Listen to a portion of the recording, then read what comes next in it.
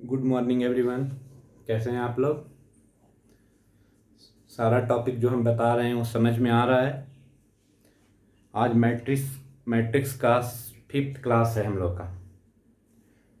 तो हम एक्सपेक्ट कर रहे हैं कि जितने भी क्लासेस हम लोग 4 क्लास लिए हैं सारा समझ में आ रहा होगा।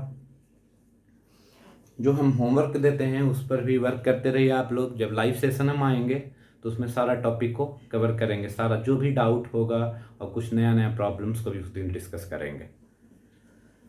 आज हम लोग इसके जस्ट पहले वाले क्लास में, प्रीवियस क्लास में हम लोग कुछ इंपॉर्टेंट स्क्वायर मैट्रिक्स डिस्कस कर रहे थे।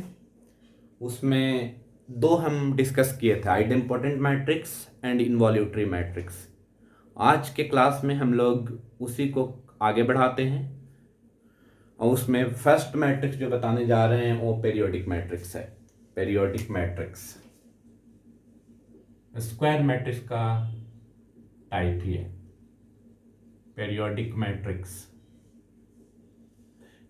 मैट्रिक्स जो हम लोग यहाँ पर यूज किए हैं, तुम लोग पीरियड वर्ड बहुत बार सुने होंगे, पीरियोडिक। जैसे फिजिक्स की ही बात करें हम तो सिंपल पेंडुलम जब पढ़ने के लिए रहता है तो वहाँ पर पूछा जाता है सिंपल पेंडुलम का पीरियड कितना है, तो बताते हो तुम लोग SHM में। उसी तरह मैथमेटिक्स में हम जब फंक्शन कर रहे थे तो उसमें पीरियोडिक फंक्शन एक बोले थे। पीरियोडिक फंक्शन क्या होता था कि एक ऐसा फंक्शन जो रिपीट करता था अपने आप को सर्टेन इंटरवल के बाद। जैसे हम एग्जांपल लें कि y = sin x फंक्शन, इसका पीरियड 2π होता था। कैसे, उसको एक बार थोड़ा देख भी लें कि y = sin x का ग्राफ बनाते थे।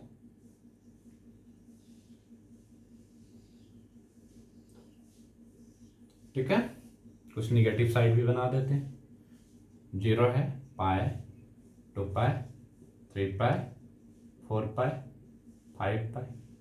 यहां पर भी देखो -π, -2π। तो कोई भी पॉइंट यहां पर चूज कर लो, इस कर्व पर यहां पर चूज कर ली, इसका नाम P दे दिए। अब देखना है कितना इंटरवल के बाद रिपीट कर रहा है अपने आप को। तो P पॉइंट से parallel to X axis line एक लो, P पॉइंट से parallel to X axis line लो। ये लाइन कहां कहां कर्व को कट कर रहा है? यहां पर भी कट किया, यहां भी कट किया, यहां भी कट किया, यहां भी कट किया, यहां भी कट किया। तो पोजीशन हम बोल रहे थे रिपीट कर रहा है अपने आप को, मतलब पोजीशन ऑफ पार्टिकल सेम होना चाहिए दोनों पॉइंट पर। तो पोजीशन का मतलब मैग्नीट्यूड, मतलब y का वैल्यू भी, यहाँ भी y का वैल्यू जितना है, यहाँ भी है, यहाँ भी है, यहाँ भी है, यहाँ भी है। तो मैग्नीट्यूड भी सेम होना चाहिए, डायरेक्शन भी सेम होना चाहिए। मैथमेटिक्स में डायरेक्शन का मतलब क्या है कि उस पॉइंट पर टेंजेंट बनाकर देखो और देखो कि वो टेंजेंट अगेन दूसरे पॉइंट पर कहाँ पर पैरेलल हो रहा है उस टेंजेंट का। तो यहाँ पर P पॉइंट पर टेंजेंट बनाए तो P पॉइंट पर टेंजेंट का डायरेक्शन ये आ रहा है, लेकिन यहाँ पर ये आ रहा है, दोनों मैच नहीं कर रहा है, पैरेलल तो है नहीं ये दोनों। फिर देखो यहाँ पर बनाकर ये दोनों पैरेलल है, दिख रहा है ना, ये दोनों पैरेलल। फिर यहाँ पर पैरेलल नहीं आएगा, यहाँ पर फिर से पैरेलल आ रहा है, इसका पैरेलल ये, इसका पैरेलल ये।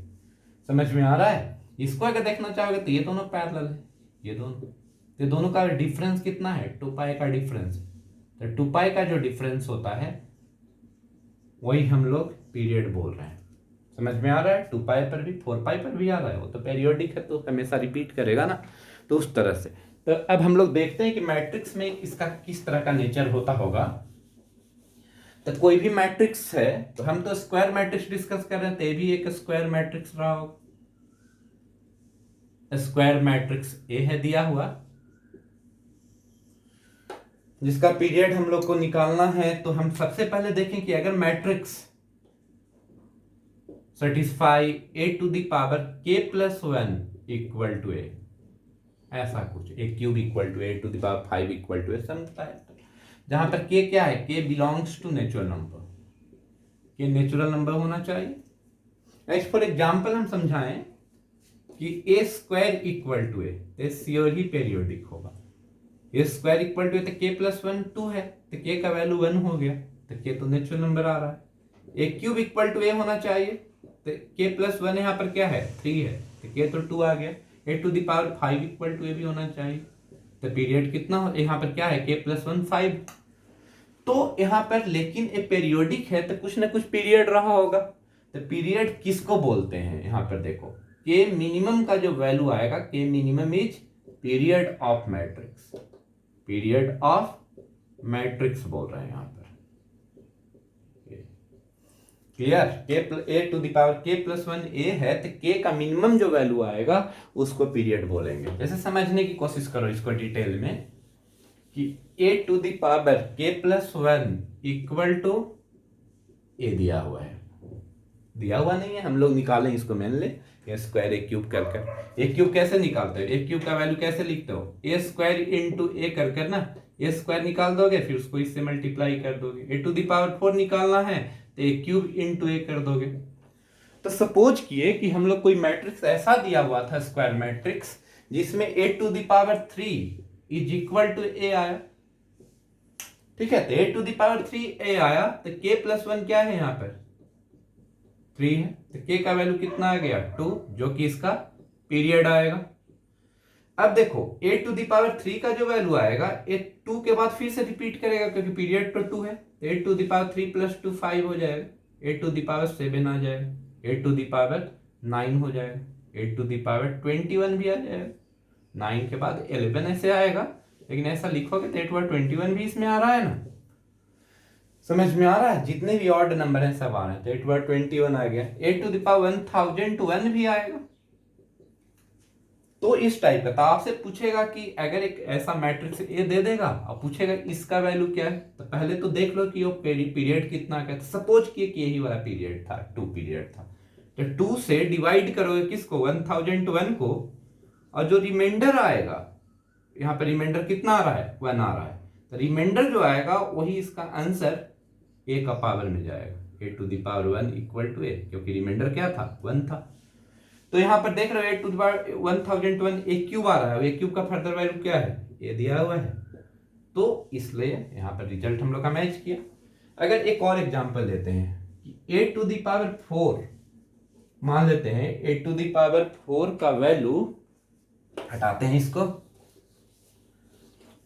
ए टू द पावर 4 का वैल्यू ए के इक्वल है, तो यहाँ पर k प्लस 1 तो 4 आया ना, तो k का वैल्यू 3 आ रहा है, तो पीरियड इसका 3 हो गया। तो अब देखो इसी को हम लोग लेकर चलते हैं। ए टू द पावर 4 का जो वैल्यू है 4 प्लस 3 का भी यही आएगा, A to the power 7, A to the power 10, A to the power 13, ये सारे का वैल्यू सेम आएगा। ए टू पावर 13 प्लस 3 16, इस टाइप का। A to power 19, A to the power 22। Clear है? तो ए टू द पावर 22 पूछता तो ए टू द पावर 4 आता है, जिसका वैल्यू क्या है? ए है। ए टू द पावर 4 तो ये लाए हैं ना। तो इस तरह से हम लोग देखेंगे।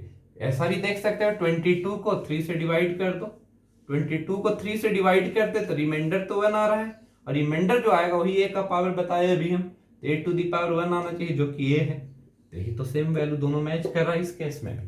तो इस टाइप से हम लोग पीरियोडिक मैट्रिक्स का यूज करेंगे। समझ में आ रहा है? क्लियर है सारा?